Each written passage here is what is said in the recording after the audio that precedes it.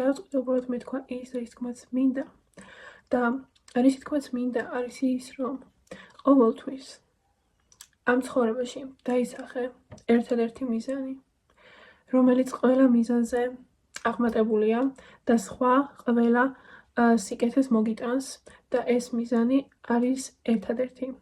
ნელ-ნელა რიგრიგობით სხვა ყველაფერი დროის და მომენტის საკითხია და ეს მიზანი არის ყველაფერი საკუთარის დაცვა.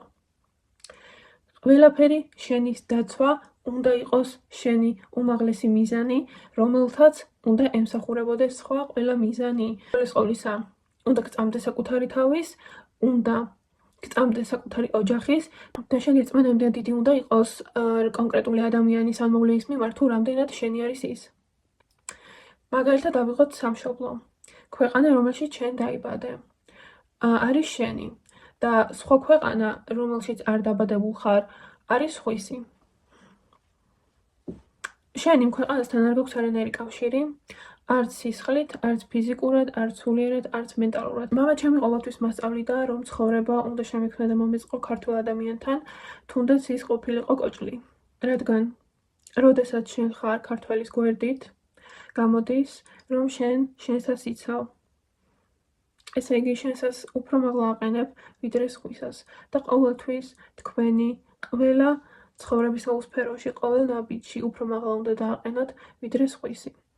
თქვენი ქართველი რომც არ იყოს მოწოდების სიმაღლეზე, თქვენ მაინც უნდა აირჩიოთ ის, იმიტომ რომ ის არის ქართველი. სხვა ეროვნების მქონე ადამიანს ისედაც სხვა აირჩევს, მაგრამ შენს ქართველს ვინ აირჩევს, თუ შენ არ აირჩიე? დაფიქრდი, ვინ აირჩევს შენს კეთილდღეობას ცხოვრებაში, თუ თავად შენ არ ირჩევ შენს კეთილდღეობას ცხოვრებაში?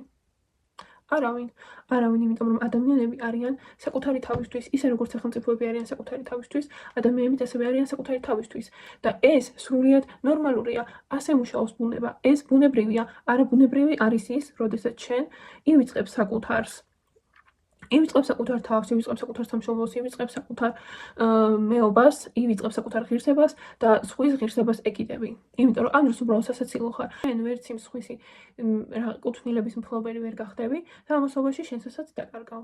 ასე რომ ვიწრო ნაციონალიზმი, ვიწრო ხედვები, ვიწრო პრინციპები, ეს არის უბრალოდ პროპაგანდის ნაწილი, შექმნილი იმ ადამიანების მიერ, რომელთაც სურთ, რომ შენ საკუთარი დაივიწყო, რომელთაც სურთ, რომ შენ საკუთარი არ განავითარო და ფეხზე არ დააყენო და არ გაძლიერდე. ეს არის უბრალოდ პროპაგანდა შენი ტვინისთვის, რომ სრულიად ვერაფერს ვეღარ იაზრებდე და არ იყო ერთ-ერთი მეომართაგანი, რომელიც საკუთარის დასაცავად არის ყოველთვის მზად და აკვირდი შენ ცხოვრებას. თითოეული იდეოლოგია ამოდის იქიდან, თუ როგორ უყურებენ ამ იდეოლოგიის მიმდევრები უშუალოდ ადამიანს და როგორ ხედავენ ადამიანს, როგორ აფასებენ მას. ასე რომ ყველაფერი სახელმწიფოს მართვა, ლიდერად ქცევა იწყება შენი ცხოვრების ფლობიდან და შენი ცხოვრების გაცნობიერებიდან. თუ შენ საკუთარ ცხოვრებას ვერ აცნობიერებ, საკუთარი ცხოვრებისგან ვერ იღებ გაკვეთილებს, მაშინ იქცევ შენ ლიდერად.